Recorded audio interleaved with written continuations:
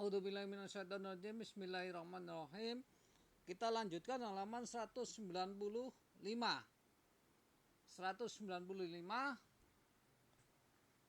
melacak perjuangan bangsa dalam menghadapi berbagai terpaan pada masa lalu sangat penting karena menjadi cermin kehidupan sekarang dan masa akan datang. Tujuan: setelah mempelajari uraian pada bab ini, kalian diharapkan mampu menjelaskan latar belakang, proses dan reaksi bangsa Indonesia terhadap kedatangan bangsa-bangsa barat di Indonesia.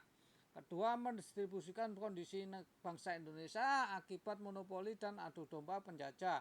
Tiga, mendistribusikan pengaruh kebijakan kerja paksa, sistem sewa tanah, dan sistem tanam paksa pada masa penjajahan. A. Kedatangan bangsa-bangsa barat ke Indonesia, halaman 195 ya. Keunggulan lokasi berperan penting terhadap kegiatan ekonomi, transportasi, dan komunikasi masyarakat Indonesia. Berbagai keunggulan yang dimiliki bangsa Indonesia juga menjadi salah satu pendorong bangsa-bangsa asing untuk datang ke Indonesia. Halaman 196, latar belakang kedatangan bangsa barat. Mengapa bangsa barat tertarik kepada kekayaan Indonesia? Kekayaan apa saja yang mendorong kedatangan bangsa-bangsa barat ke Indonesia? Untuk memahami faktor tersebut, faktor pendorong bangsa barat datang ke Indonesia, kerjakan aktivitas kelompok. Nah, ini ada aktivitas kelompok, tidak usah ya. Kita lanjut halaman 197.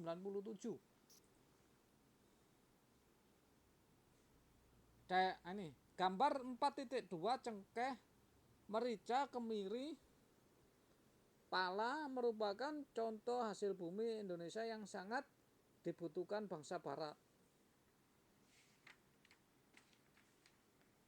Halaman 198, perhatikan gambar rempah-rempah di atas. Apakah di sekitar tempat tinggalmu terdapat tanaman tersebut? Ada enggak? Enggak ada ya. Apakah kalian pernah melihat barang-barang tersebut? Pernah. Berbagai komoditas perdagangan yang dihasilkan bangsa Indonesia itulah yang menjadi incaran bangsa barat. Motivasi 3G atau 3G, Gold, Gospel, Glory. Gold, Gospel, Glory merupakan motivasi bangsa barat melakukan penjelajahan samudra. Terkenal dengan sebutan 3G karena memang semboyan tersebut berawalan dari huruf G, yakni Gold, Glory, dan Gospel. Apa yang dimaksud Gold, Glory, Gospel? Gold artinya emas yang identik dengan kekayaan. Semboyan ini menggambarkan bahwa tujuan bangsa barat ke Indonesia adalah mencari kekayaan. Itulah yang membuat mereka melakukan kegiatan ekspedisi penjajahan. Glory bermakna kejayaan bangsa. Gospel adalah keinginan bangsa barat untuk menyebarluaskan atau mengajarkan negara Nasrani khususnya Kristen ke bangsa-bangsa di Asia, Afrika, Amerika Selatan. Halaman 199. Wawasan. Terdapat dua bentuk imperialisme, yaitu imperialisme kuno dan imperialisme modern. Imperialisme kuno adalah imperialisme yang berkembang pada masa sebelum revolusi industri yang dengan semboyan Gold, Gospel, dan Glory. Suatu negara merebut negara lain untuk menyebarkan agama, mendapatkan kekayaan, dan menambah kejayaannya. Imperialisme modern memperoleh kemajuan ekonomi, timbul sesudah revolusi industri dalam rangka mencari bahan mentah yang banyak dan pasar yang luas. Pada pintu terbuka memberikan hak kepada kaum pribumi untuk memiliki dan menyewakan tanah kepada pengusaha swasta. Pengusaha dapat menyewakan tanah dari gubernur remen dengan jangka waktu 75 tahun. Revolusi industri merupakan salah satu pendorong imperialisme modern. Sudah sangat lama bangsa-bangsa Eropa mengetahui Nusantara Indonesia sebagai sumber rempah-rempah bahkan sebelum Masehi. Mengapa mereka tidak mencari sendiri ke Indonesia. Pada masa tersebut mereka kesulitan terutama masalah transportasi, kondisi politik dan keamanan. Ini ya. Gambar 4.3 perahu mesin uap yang A ini, dan perahu layar. Ini mesin uap, ini perahu layar. Bagaimana perbedaan waktu tempuh kedua perahu tersebut dalam menempuh perjalanan? Cepatan mana? Uap atau layar? Cepatan uap ya. Salah satu pengaruh revolusi industri yang sangat terasa adalah kegiatan transportasi. Penemuan mesin uap yang dapat menjadikan penggerak perahu merupakan teknologi baru pada masa tersebut. Nah, ini halaman 200 ya. Halaman 201, ringkasan renungkan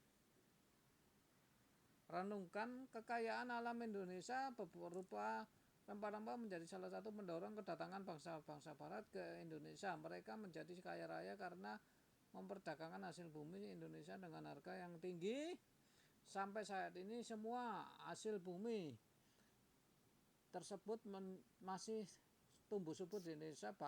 Bangsa Indonesia harus selalu memperhatikan bidang pertanian dan perkebunan sehingga tetap menjadi penghasil utama rempah-rempah. Halaman 201, kedatangan bangsa barat ke Indonesia. Gambar 4.4 ilustrasi rute kedatangan bangsa Belanda ke Indonesia. Ini rutenya ya.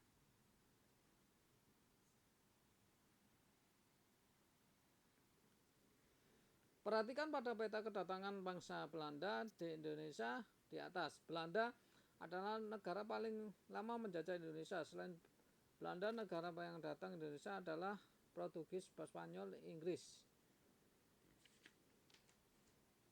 Halaman 202, kedatangan bangsa Portugis di Maluku. Perjalanan bangsa Portugis mencari sumber rempah-rempah diawali dari kota Lisabon, Portugis pada tahun 1486. Bartolomeu Dias melakukan pelayaran pertama menyusuri pantai barat Afrika. Ia bermaksud melakukan pelayaran ke India, namun gagal. Portugis mencapai Malaka tahun 1511 di bawah pimpinan Alfonso. Ia berhasil menguasai Malaka dan Myanmar. Selanjutnya Portugis menjalin hubungan dengan Maluku pada tahun 1512. Bangsa Portugis telah berhasil sampai di Maluku di bawah pemimpinan Antonio de Abreu dan Francisco Serrao. Itu aja yang saya sampaikan. Kurang lebihnya mohon maaf. Assalamualaikum warahmatullahi wabarakatuh.